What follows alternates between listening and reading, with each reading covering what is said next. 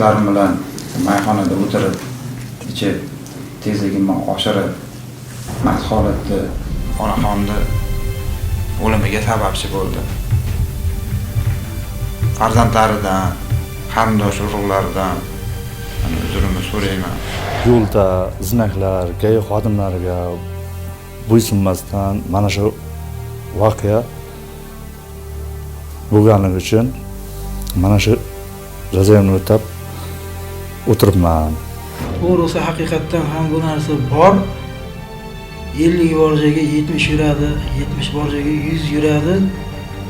Uni tan olish kerak. Sizlarga tezga gapim tezligingiz oqibati o'zingizga moy bo'lishini men aytolmayman aka.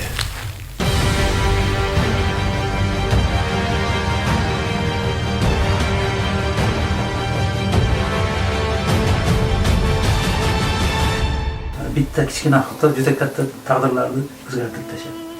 Ya'ni uylantiramiz deb to'yga harakat qilamiz degan joyimizda bu yil rozi bo'lib o'zi o'sha mehnat ishlab yurgan pulidan tillab olgan ekan. O'shasiz taqamizda shunaqa niyatlar bor ekan bola.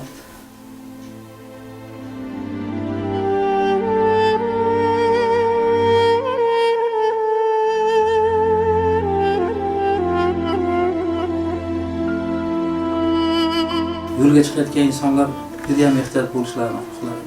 Uylariga eson-omon qaytib kelsin. Ayniqsa rulga o'tirayotgan yigitlar mas'uliyatni his qilib 5 minut keyinroq borsa ham boradigan manziliga eson-omon yetib olishini xohlayman. Uylariga eson-omon qaytib kelishlarini xohlayman. So'nggi pushaymon bu hech narsani o'zgartirib bo'lmaydi. Hozir endi bunday bo'lgandachi deb bir narsa o'ylanamiz, lekin qo'limizdan hech narsa kelmaydi. Chunki mana biz ahvolimizni ko'rib, hech bo'lmasa bitta insonning hayoti saqlab qolinsa ham, buni bahosi yo'q.